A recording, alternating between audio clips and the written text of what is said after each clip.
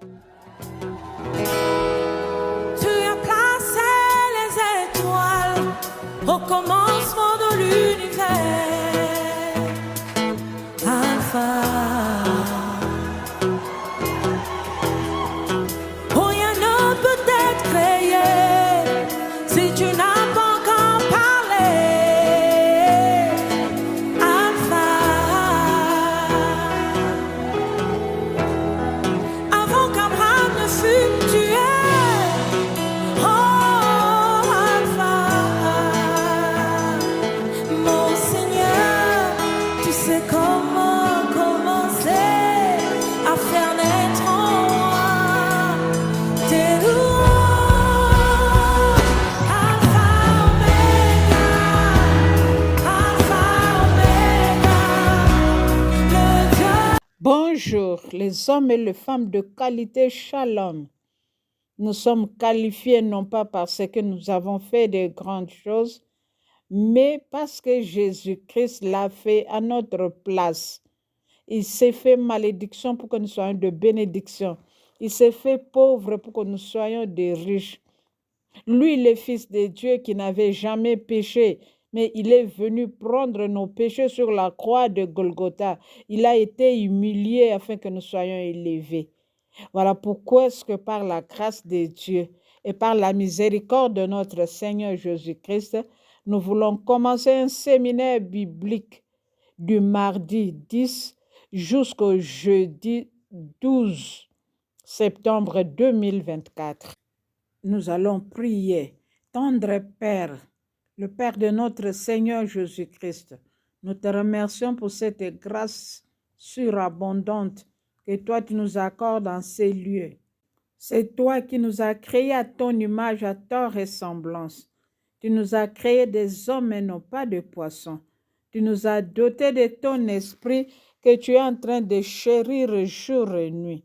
Nous te sommes infiniment reconnaissants parce que toi, tu commences avec nous, tu vas cheminer avec nous et tu seras l'oméga de ce séminaire.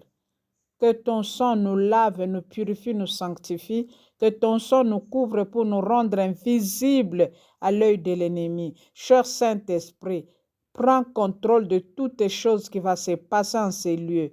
Et que tout le monde qui va suivre soit béni par ta grâce et par ta miséricorde et par ta faveur. Au nom puissant merveilleux de Jésus-Christ. Shalom. Mon frère, ma soeur, Jésus-Christ nous aime beaucoup. Voilà pourquoi est-ce qu'il nous a amenés dans ces séminaires. Quel que soit le problème, quelles que soient les difficultés, quelle que soit la stérilité que tu traverses, quel que soit le nombre de jours, le nombre d'années, sache qu'il nous a confirmé, selon Deutéronome 7, verset 14, tu seras béni plus que tout le peuple. Il n'y aura chez toi ni homme stérile, ni femme stérile. Voilà pourquoi est-ce que nous avons confiance en lui. Parce que Jésus, il est derrière sa parole pour l'accomplir. Il n'est pas un homme pour mentir, ni un fils d'homme pour se repentir.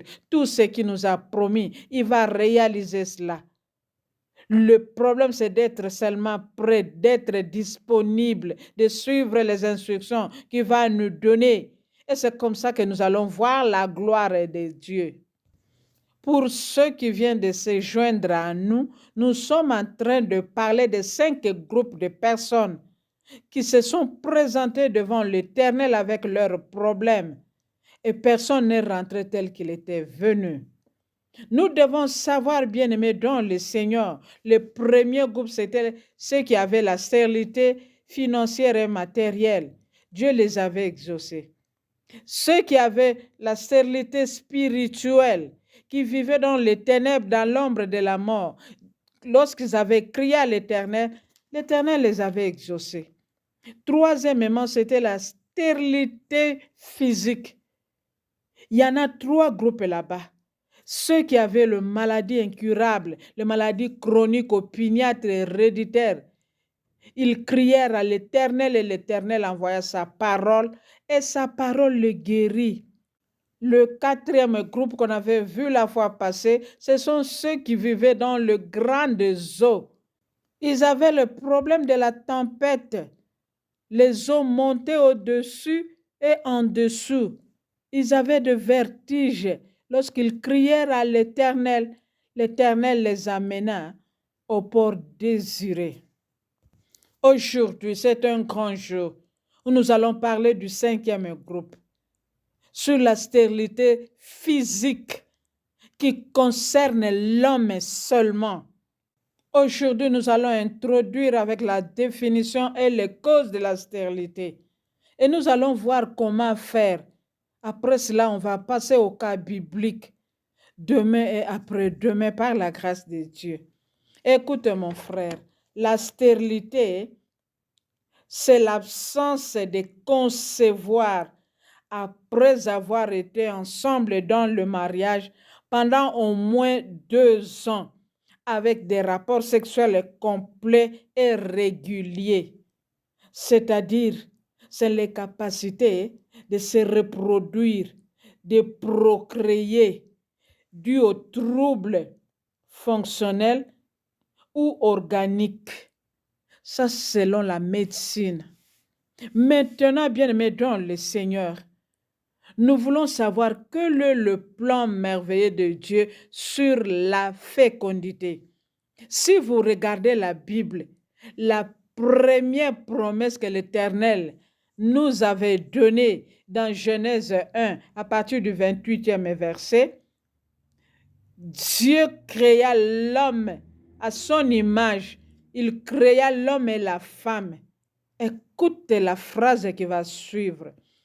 Dieu le bénit et Dieu leur dit, soyez féconds. C'est la première des choses. Nous devons être féconds, multiplier, remplissez la terre, assujettissez-la, dominez sur toutes les choses qui meurent sur cette terre. Bien-aimés, le plan merveilleux de Jésus-Christ est que chacun de nous puisse être fécond, qu'il puisse multiplier, qu'il puisse remplir la terre. L'homme était créé en dernier lieu le 6e jour. Pourquoi? Parce qu'il devrait tout trouver, la nourriture, à manger, à boire, tout ce qu'il avait besoin. L'homme avait trouvé cela. Et Dieu avait donné son plan merveilleux pour que ça puisse s'accomplir dans nos vies. Mais pourquoi aujourd'hui il y a la stérilité? Pourquoi les gens n'ont pas d'enfants? Pourquoi il y a l'infertilité? Tu peux avoir des grossesses et tu n'arrives pas à accoucher. C'est qu'il y a un problème. C'est ça que nous allons voir aujourd'hui, bien-aimés dans le Seigneur. Mais la bonne nouvelle de toutes les femmes qui étaient stériles dans la Bible, personne n'était resté sans enfant, si ce n'est que Michal, la femme de David. Et nous allons comprendre pourquoi. Bien-aimés dans le Seigneur, le deuxième point, c'est de connaître l'origine de la stérilité. La première des choses que nous devons comprendre, que Dieu nous avait donné des promesses dans la Bible. Premièrement, dans Exode 23, 25 à 26, la Bible déclare, « Vous servirez l'Éternel, votre Dieu, et il bénira votre pain et vos eaux. J'éloignerai la maladie du milieu de toi. » Écoute ce qu'il va insister. Il n'y aura dans ton pays ni femme qui avorte, ni femme stérile. Je remplirai, c'est-à-dire je prolongerai le nombre de vos jours. Ici, il y a 2 choses sur lesquelles l'Éternel avait insisté. Il n'y aura dans ton pays ni femme qui avorte, ni femme stérile. Nous passons au 2e verset avant que je ne puisse expliquer. Deutéronome, chapitre 7, verset 14. Tu seras béni plus que tout le peuple. Il n'y aura chez toi ni homme stérile, ni femme stérile. Et pourquoi maintenant il y a la stérilité? Et pourquoi il y a l'infertilité?